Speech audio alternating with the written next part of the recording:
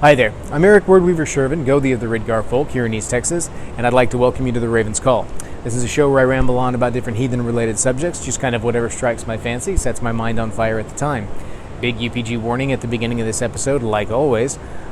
These are just meant to be conversation starters. They're meant to be taken with a grain of salt and just meant to kind of get the wheels turning, get conversations started. Maybe help out some newbies, maybe get some veterans thinking in some different ways, thinking outside the box, maybe re-examining some things they took for granted or actually examining things that they never examined in the first place. It's fun. It's an entertaining thing. I enjoy doing it when I have the energy to and when I can pull it off. I appreciate you guys bearing with me the last couple of weeks. I know it's been like 3 weeks since I put a video up. I'm going to adjust my microphone here just a little bit, point it a little more at me. But yeah, I'm just making a noise. I'm sorry, guys. I appreciate you guys holding out with me because I did not realize when I started doing this every other week thing for a while that my every other week was going to fall on the same week of the annual conference that I host. And and that's a work thing. That's a holdover from when I was working in the foster care industry. I got tied up in a conference where we offer training for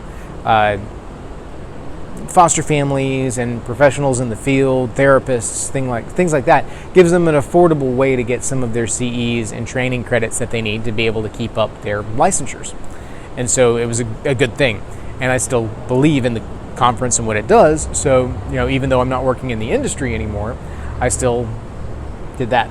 And I'm the only one on the board that knows anything about the tech side of things. So I have to set up all the computers and the monitors and stuff like that. And so, yeah, that's one of those I'm kind of in there. So I appreciate you guys being patient with me. I very much appreciate that. It's nice. And yeah, so you guys know the drill. I'm going to try and stay a little bit more regular as time goes forward. There may be some more things shifting in my schedule and day-to-day life here in the next couple of months. I don't know yet. We'll see. But, stay tuned. I will try and keep some content coming out, but my schedule may get, I don't know, I may get more frequent. I may keep the every other week thing, but I'm going to try and stick to at least the every other week thing. That seems to be a reasonable wheelhouse. But I may go back to weekly if I can pull it off. It just depends on how things shake out. Anyway, so you guys know all my contact information is down below, Facebook group, all that jazz. Jump in, join the conversation. I very much appreciate it. And yeah, because I do build show ideas off of these requests. Speaking of, as we jump into today's subject, I'd like to give a shout out to Mitch, who's a guy that emailed me here recently and had a very good question. One that I've kind of touched on before on the channel, but I thought I'd go ahead and come back to it. Plus, I'm trying to kind of get this in here real quick. I have not had a lot of time to prepare content or to film, period. So, and this may be a shorter video as a result. But Mitch had written in and he asked, with the heathen worldview, what is the difference between promises and oaths? Now, those of you that have watched my content before on oaths know that I've touched on it some. I haven't made like a dedicated video of promises versus oaths. But here we are. We're going to do it now. The gist behind it is that there are some significant differences between promises and oaths. Now, when we talk about heathenry in general, we understand that a heathen's word is extremely important to them because that affects Gifrain, that affects luck, that affects their standing within society, the Gifrain part. And it can damage or break frith. It can do all kinds of things if a person breaks their oath, if they break their word. But what is the difference when you boil down promises versus oaths, and where are they appropriate? What is the right fit for these particular terms? And what is the interplay between them? Now, first off, breaking down the difference as a mechanical standpoint. The difference between a promise and an oath is the ritualized format of it. This is something I know I've covered on the channel before, but an oath itself is a ritualized promise. It is something that is given form, it is given officiality through the establishment of ritual. Even if the ritual is just simply stating the words, I pledge my oath, or I pledge my troth, or I swear to you this. There are more elements to an oath that make it more binding, but essentially they're all trappings. A promise is giving one's word to do something, but it's not as bound. It's not as steeped. It is still there. It's still important. It's not like you can make promises and just let them go and there not be any kind of negative effects. There still are negative effects if you don't make good on a promise. It's just they're not necessarily the same as they are with an oath. Now, within heathenry, typically an oath, the ritual format of it, is that you can do a couple of different things. Some oaths are sworn over swords. Some oaths are sworn over horns, like horn of mead, things like that. Some oaths, and this was very common back in the day, were sworn over an oath ring. An oath ring was a dedicated ring that was carried by an official, usually the Gothi or chieftain ritual leader for the tribe. And the ring was kind of the focus of the luck for the tribe. And it was the object by which a person swore an oath. Now, the oath ring was frequently used in ritual. We have images of Gothis, priests, whatever terminology you want to use, the priest class individuals wearing what looked to be decorative garb. There's even some instances where there may have been some stag antlers coming off of a headdress, kind of a tribal aesthetic going along with this motif that they had going on, but they were holding aloft a ring. Now, the ring was typically done as a form of like an arm ring. It wasn't necessarily a solid, complete ring. I have seen instances where it was done in a torque style, where it would be worn over an arm or around the neck kind of deal. Now, a lot of times it was arm rings. That seemed to be a real common thing as far as the general motif within arch-heathens go. A lot of times when they talk about like the ring givers, a lot of times when you're dealing with chieftains that are giving away rings, that are giving away wealth, it's not like finger rings that they were talking about most of the time when they say that, they were haters of gold and the ring givers. It's arm rings, because that arm ring that you wore around was a physical, like a golden arm ring was a chunk of gold that you would carry around, and when you needed to make a payment, you would cut a chunk off of it. And then you would shrink it up more and let it slide down. Gold, of course, is a very soft metal, so it's easy to create a bendable arm ring that you can wear and continue to wear, and it's a carryable form of commodity. It becomes a monetary standard. And so that is a big thing. But there's a lot of symbolism that as well goes into the ring as far as being the focal center of the tribe and the epicenter of the tribe's luck. Now, I haven't found anything that would indicate that they would cut chunks off of like the oath ring and hand it out as material wealth. That those two seem to be very separate things.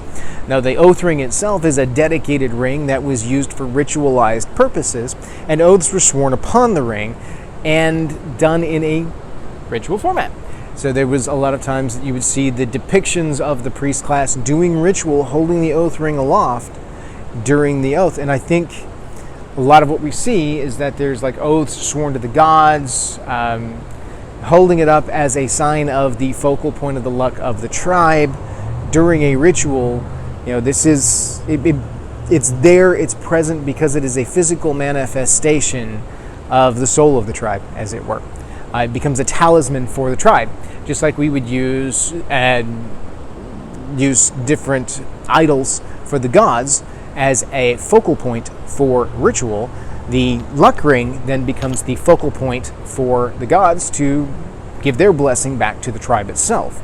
And so swearing upon the oath ring, swearing upon the tribal ring, carries a great deal of weight because you're swearing upon the tribal luck. If you do not uphold your end of the oath, that's where the swearing upon thing comes. If you're swearing on something, you're saying effectively that if you do not uphold your oath, then you sacrifice this thing.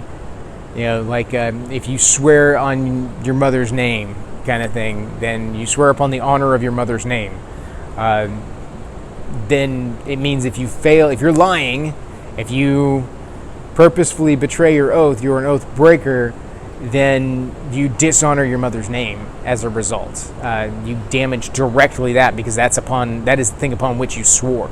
You'll see a lot of this carried over into feudal Europe. A lot of the books, the movies, everything that we see as far as knights. Knights are big on swearing oaths of fealty, oaths of completing this quest, oath this, oath that. And anytime they do, they're swearing on something. They're swearing on their sword. They're swearing by their lord, their lady, their liege. And they swear by their luck, swear by their name, swear by their life. And swearing by your life means that your life is forfeit if you fail to uphold your oath by the letter of the oath. And so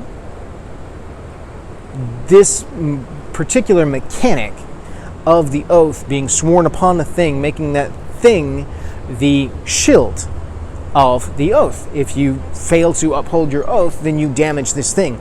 And it's not truly shield. This becomes the focal point, the fulcrum of the oath.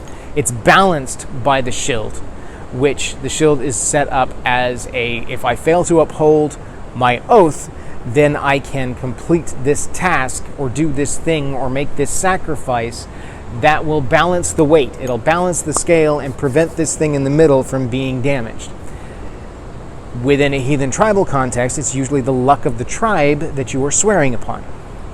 Oaths sworn upon the horn and symbol carry the most weight, because they're usually sworn over the horn with an oath ring, at least within my tribal structure. And this carries the most weight because you are hinging everything that you're doing on the luck of the tribe. You are held up by the luck of the tribe. That is the thing that gives you the weight, gives you the support to do it. And if you fail to uphold your oath, you have this at risk, which is why the shield then becomes so important, because you've got to balance that scale or else you're going to damage the luck of the tribe as a whole. And it's a very heavy thing. So that's oath. Oath is very ritualized. It's very formalized. And by giving it that ritual format, by giving it that focus, that strength of importance that comes from being formalized, by being said in ritual, it creates a focal point in weird. It ties the luck of those together through ritual. It binds all of the weaving of the weird together in that one point and cinches a knot there and makes that very much an important thing. It carries a great deal of weight in the web of weird. And so what you do as a result of that oath, whether you complete it and hold it up or fail to complete it and lose that face or maybe save some face with shield, all of that becomes heavier in the web of weird than, say, a promise. Now, the mechanic of promise is a person gives their word that they're going to do something. They say they will do it, and they either do or they don't. Now, by saying that you do it, that you're going to do it, you're putting your personal integrity on the line.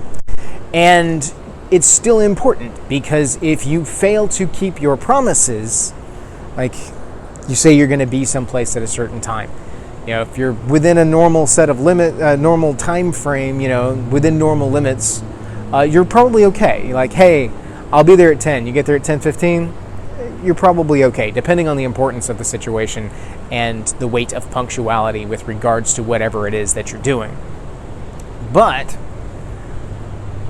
it's not like, if you miss this deadline, then it's the end of the world, or it's going to completely negate your word.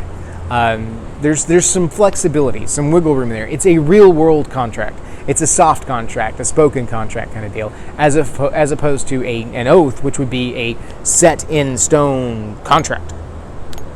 A promise is more of a spit and a handshake kind of deal. We're going to do it. The particulars may get a little dodgy. We may have to work it out, but it'll get done. So when you're dealing with a promise, it's still important.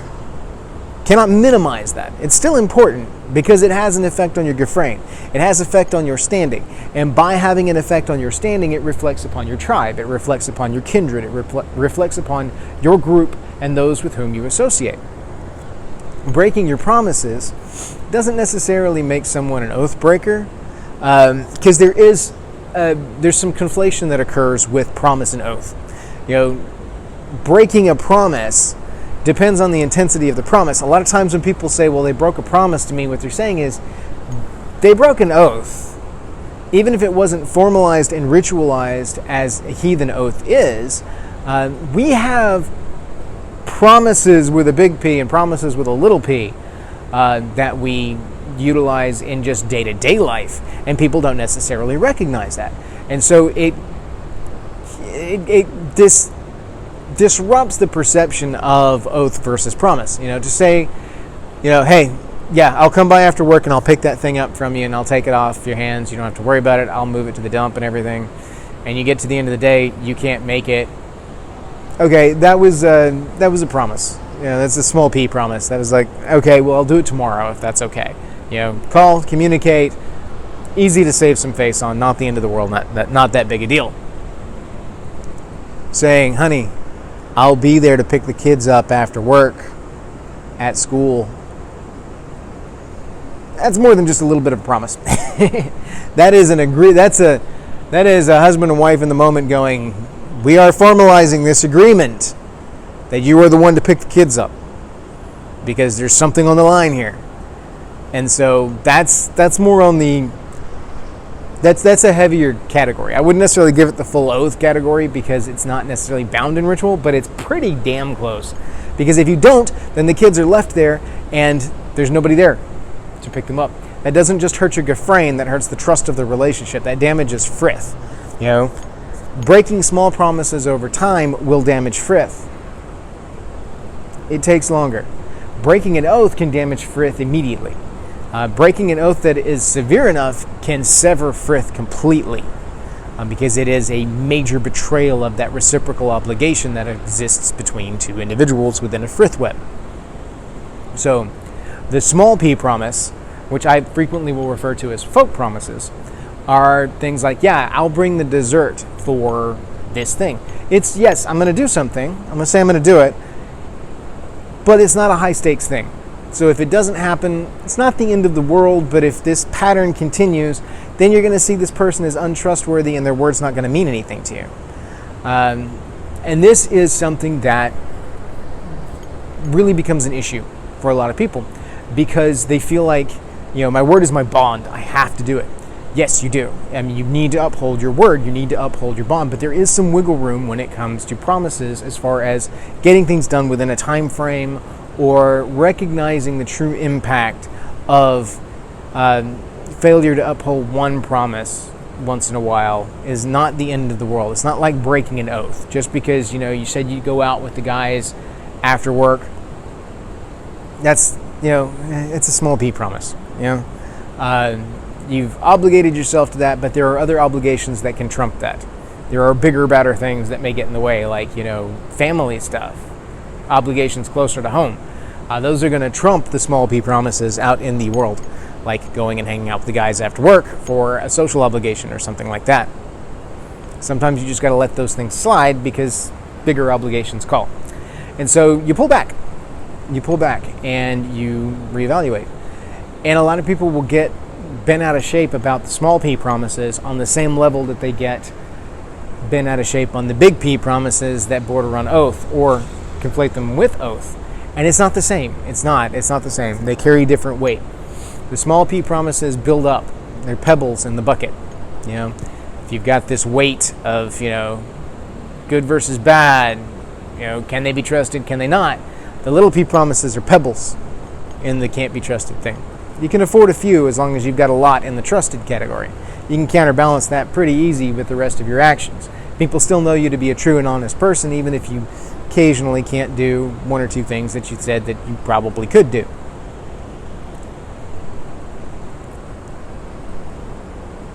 It's different if you break an oath.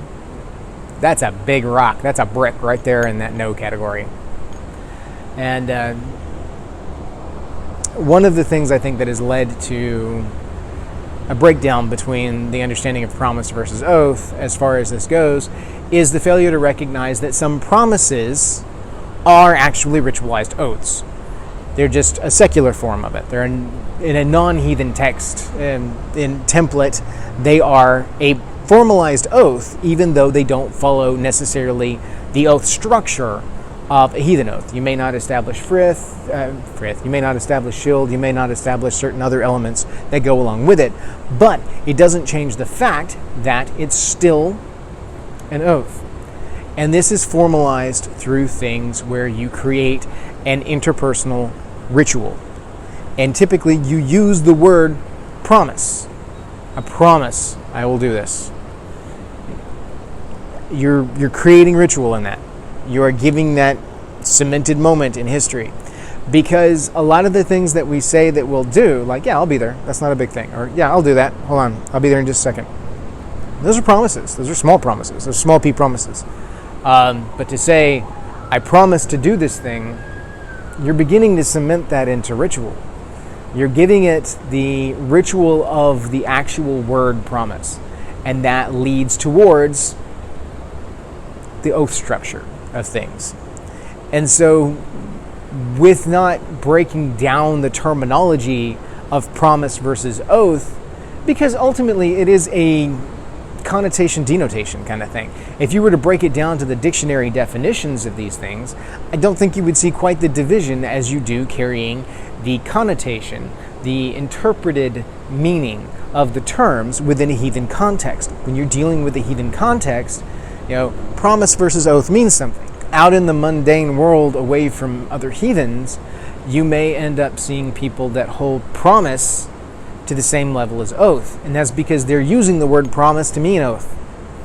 Now, they may incorporate some of the small p promises that don't belong in the oath category into that, and thusly have a disproportionate view of the weight of a minor p promise versus a major p promise, an oath level thing. They may conflate those two things, and as a result may give too much weight to something that really is small potatoes kind of thing. It's not a black and white kind of thing. There's shades of gray. It's on a spectrum as far as it goes. But the one thing I can tell you is if you go through the trouble to ritualize something, then that is definitely something that carries more weight than something that's said offhand. Simple folk promise of, yeah, I'll be the one that brings this or that. There's workarounds if it doesn't work out. You're not putting a lot on the line with that, It's different when you agree to do something where there's something on the line. That gets into the big P promise. And the oath is when you formally ritualize it, and usually there's an official fulcrum that it's sworn upon. Big P promises that aren't put into the folk, the tribal oath ritual format, those big P promises usually still have a focal point. They still have a fulcrum that it's based on, that you still have to weigh shield and actions. It's just they don't use the terminology for it. The mechanic is still there, they just don't use the same terms. Usually it's the frith of the household, or the gefrain between two individuals. That is the focal point and the hinge. And if you fail to upkeep that big P promise, or pay some kind of shield to make up for it, then it's going to have the same kind of damaging effect as an oath. Because you've given it that formality, you've given it that importance, you have applied that level of social importance. Because the deal is, oaths and promises are social constructs. They're social contracts. They're a contract between individuals involved. And they exist between us. They're not something there's not some metaphysical battery of oaths. It's not like there's some magic force that binds the oath and carries it. No, it's all about interpersonal interactions, gefrain, the exchange of luck between individuals. And it's a social construct. It is through the actions of the social construct and the repercussions of those actions, the subsequent actions taken as a result of failing to uphold an oath, things like that, that directly affect the luck of the tribe. It's a cause and effect ripple kind of thing. Does breaking the oath immediately cause a crack in the luck of the tribe? Metaphysically speaking, probably not the same black and white easy way to go at that. More than likely, what you are experiencing is going to be the breaking of the oath causes cracks and ripples in the support structure that feed the luck of the tribe. And you dam up these tributaries that feed the pond, and the pond begins to dry up. That's probably a more accurate way to look at it. Breaking the oath damages the influx of luck into the tribal pool, and you start to dry up these sources. You damage your connection to these sources. You start dropping rocks in ponds or in streams that lead to the big pond, and suddenly there's a beaver dam, or you've completely walled off this section, and there's no more luck coming from that, and so you begin to dry up. So that's the thing. So hopefully this has helped to kind of explain some of that for you, Mitch, and those other viewers that haven't seen the previous content touching on promises versus oaths. So I guess this is little p promises, big P promises, and oaths. So hopefully that has answered some questions within a heathen context. It is a more complicated thing. There's more layers that you can get into. There's more complexities that you can get into because it is a social construct. And being a social construct, it comes with all of the baggage that we apply to social constructs. And that's a lot. We apply a lot of social baggage. We create complexity in our constructs simply because humans are complex beings. And we see myriad different levels. And so, yeah, it gets pretty complex. It's not necessarily as straightforward as, say, giving an offering to the gods and they either accept it or they don't. There's some heavy complexity when it comes to promises and oaths within a social construct dealing between people. Which kind of is what it is. It's a thing. It's a thing. So, thank you all for watching. I hope this answered some questions. I hope it was entertaining, at least in some effect. Please stay tuned. I do intend to have some more videos coming out soon. I am catching up on some of my comments and emails as I get an opportunity to. And as I manage to get a little bit of sleep here and there, hopefully my brain will be on track enough that I can actually focus on some more deep and hard-hitting information. And maybe I won't be quite so flighty during some of my videos. But thank you all for watching. Hail to you all. May your hearth fires burn bright.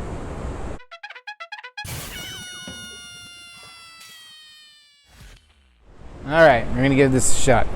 I'm dragging today, guys, because I am exhausted. This is, working 2 jobs thing has been tough, physically. Oop, catching on my cable. There we go. Cool. Alright. No new updates as far as D&D goes at the moment. I mean, I've got some cool backstory stuff that I've been working on, some really cool kind of design ideas, cool things that I have developed for my game, but I can't talk about them because a couple of my players actually watch my show. And so, I can't tell you about the cool mechanics that I've created until I introduce them in the game, and then I can introduce it to you. But we had to delay this month's game into October because adult-ing sucks. Yes. Yes, that is adult life. Plus, I'm having to really work this one in last minute. I didn't get to do a video last week because I had that conference, and then work. And yeah, so it's a thing. So anyway, the post credits is really short today because I just don't have much for it. There's not been a lot other than work lately, and so I mean, I'm going through and I'm like on book 6 of the Wheel of Time on my Audible listening, which is cool. One more book and I'll be caught up to where I laid it down the first time, and then I can actually finish it out and get the rest of the story. I'm excited about that. So, yeah, I love the Wheel of Time. It's an amazing series. Robert Jordan kind of lost the plot somewhere there in the middle, and it got, there's a period of time in my life where I just didn't have it. I don't know if it was a time thing or if he just kind of lost my interest with some of the side stuff that he was dealing with and couldn't get back to the actual like exciting things, but I'm enjoying every minute of it in the audiobook format this time, so I'm going to go all the way. So I can get to the Brandon Sanderson stuff, finish it out, see how it closes out. I'm excited. And yes, I was doing this before the freaking Amazon Prime series dropped their trailer and stuff. I'm not jumping on the bandwagon. I started reading this series like 20 years ago, and now I'm excited to finally finish it. Anyway, on to today's episode. So we're live in 3, 2, 1. Let's jam.